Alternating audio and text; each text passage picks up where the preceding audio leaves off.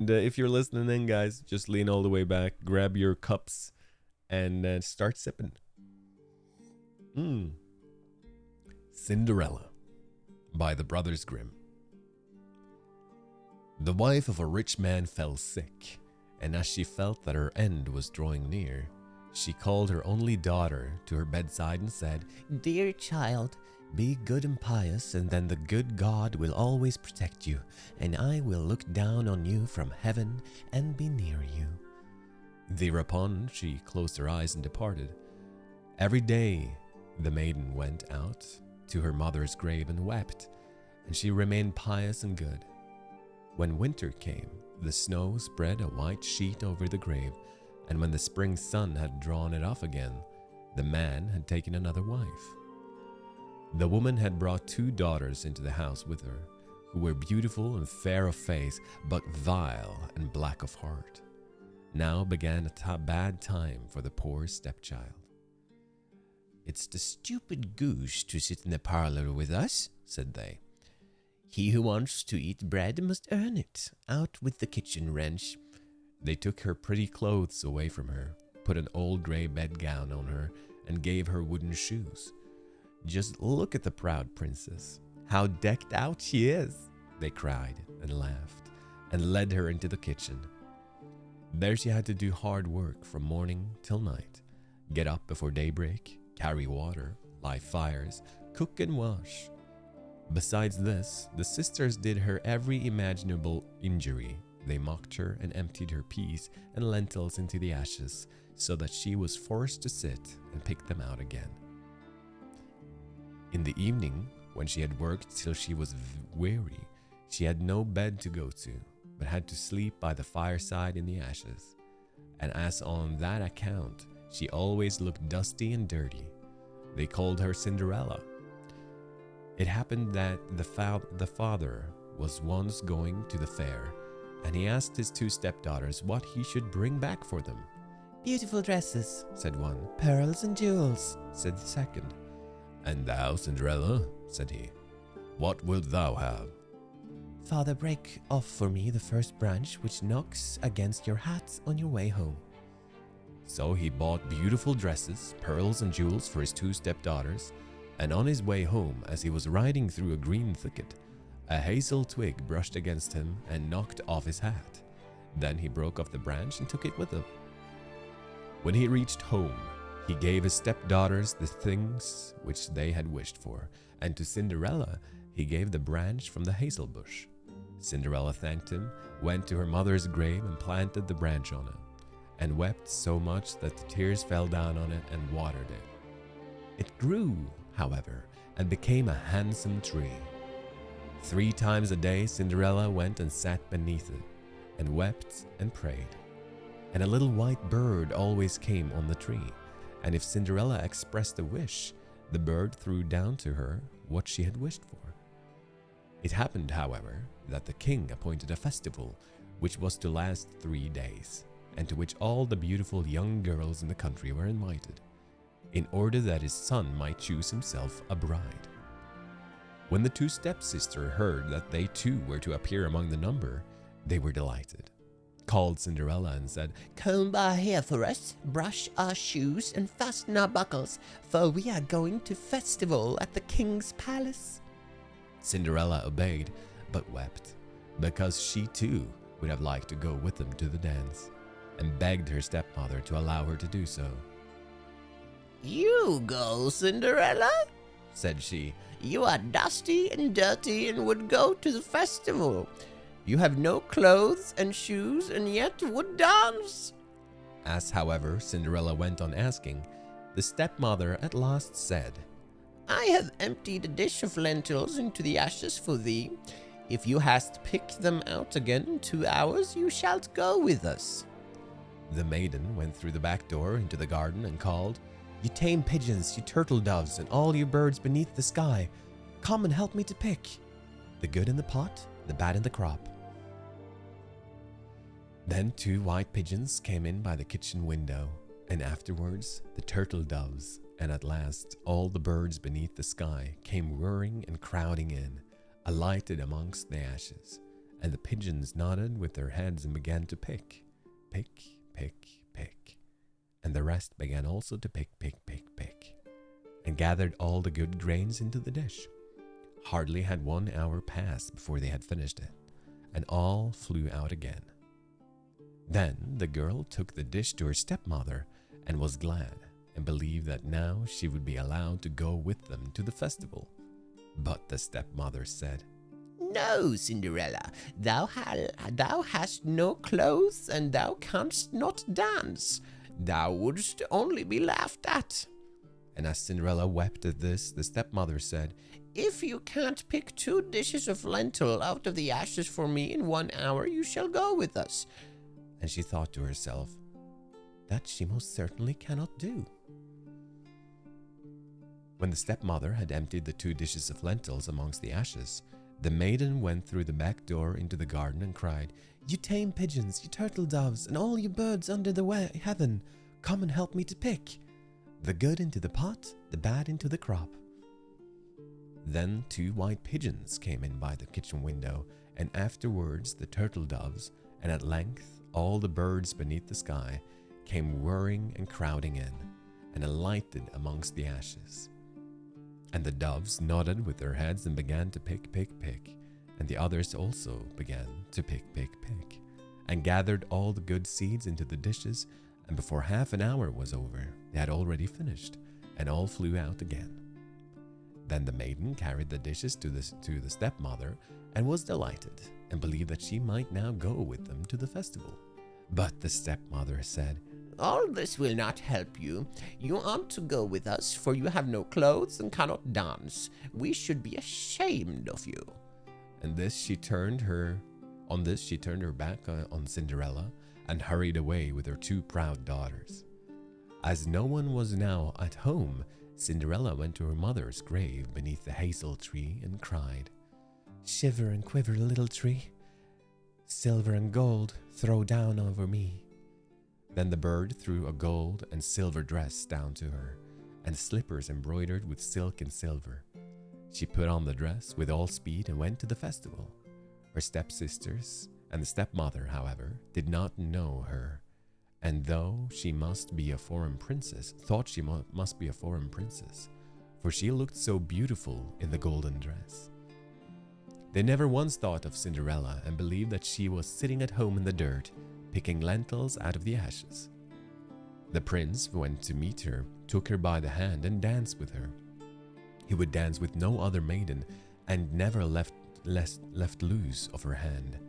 And if anyone else came to invite her, he said, "This is my partner."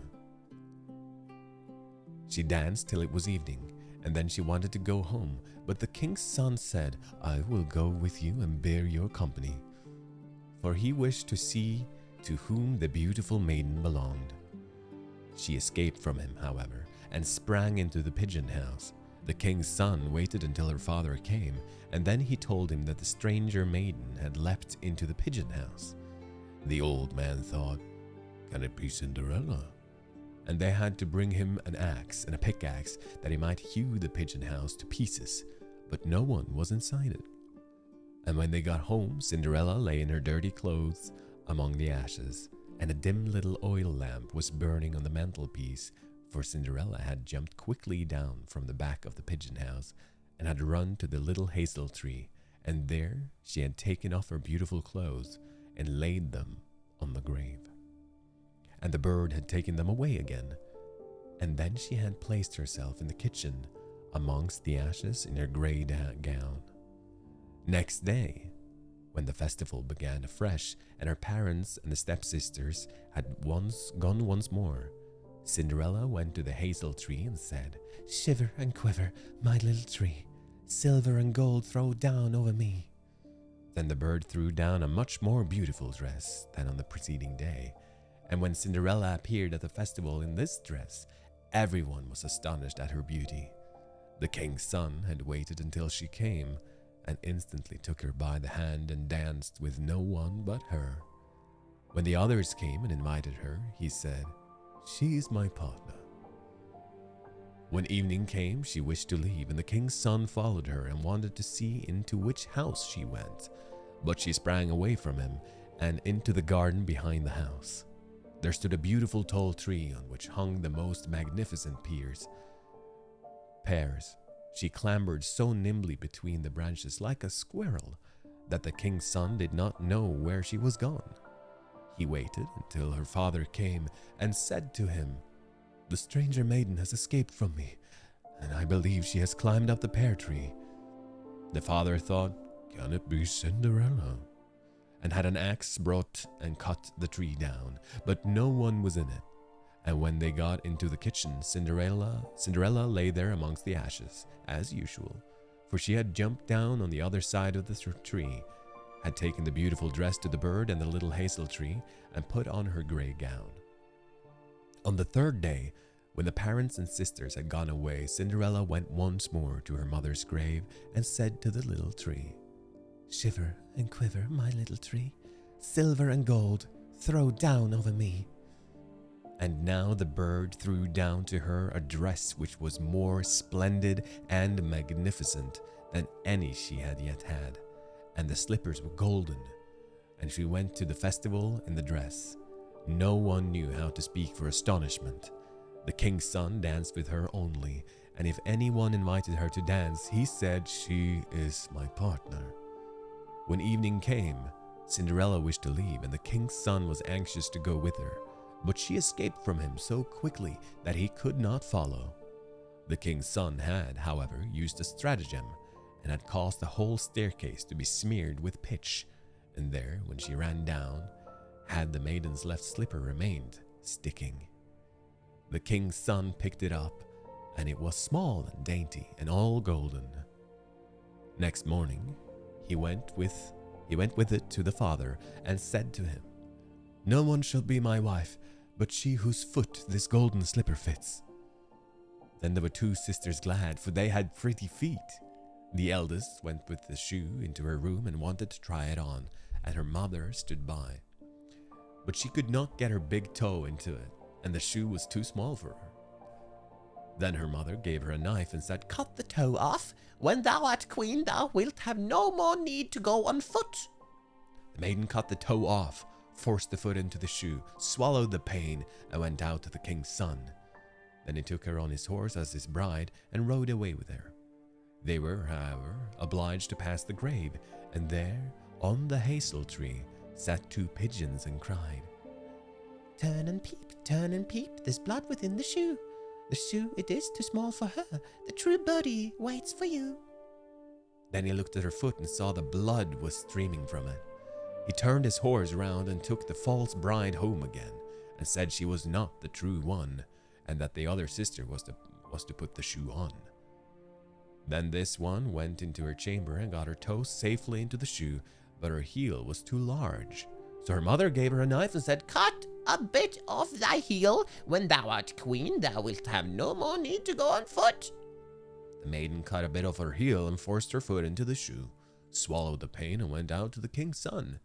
He took her on his horse as his bride and rode away with her. But when they passed by the hazel tree, two little pigeons sat on it and cried, turn and peep, there's blood within the shoe. The shoe, it is too small for her. The true birdie waits for you."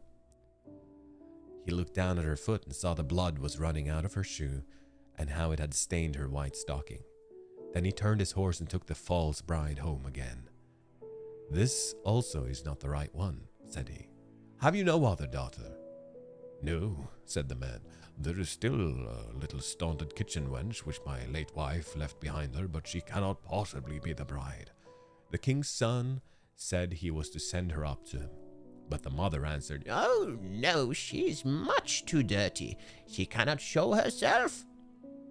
He absolutely insisted on it, and Cinderella had to be called. She first washed her hands and face clean, and then went and bowed down before the king's son, who gave her the golden shoe. Then she seated herself on a stool, drew her foot out of the heavy wooden shoe, and put it into the slipper, which fit like a glove. And when she rose up and the king's son looked at her face, he recognized the beautiful maiden who had danced with him and cried, "That is the true bride!" The stepmother and the two sisters were terrified and became pale with rage. He, who, however, took Cinderella on his horse and rode away with her. As they passed by the hazel tree, the two white doves cried, turn and peep, no blood is in the shoe. The shoe is not too small for her, the true birdie rides with you. And when they had cried that, the two came flying down and placed themselves on Cinderella's shoulders, one on the right, the other on the left, and remained sitting there.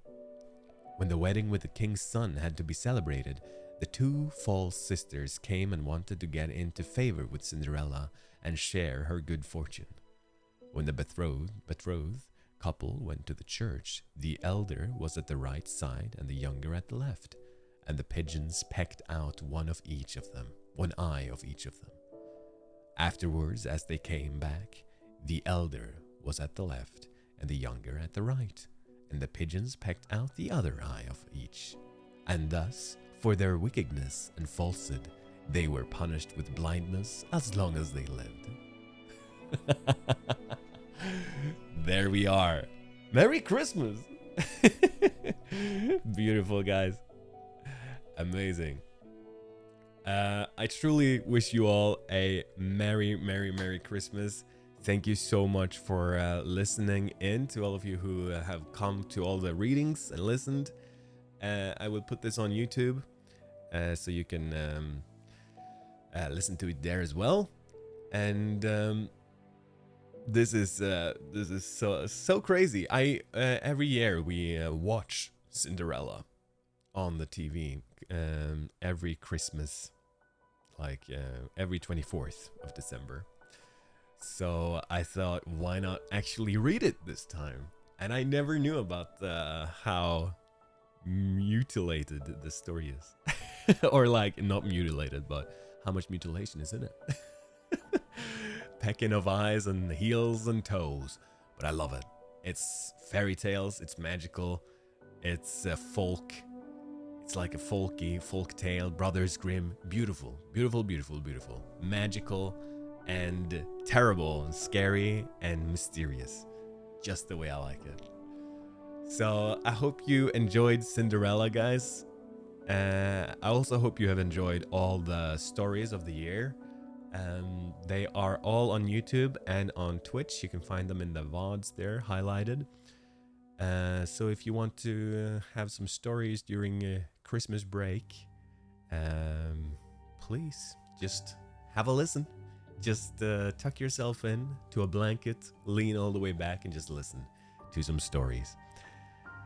And I've had a great time reading some stories for you, and I hope you all have a Merry Christmas, a festive, beautiful, great Yuletime break, and also I wish you all a Happy New Year, guys. Yes. Until the next year, I will see you again.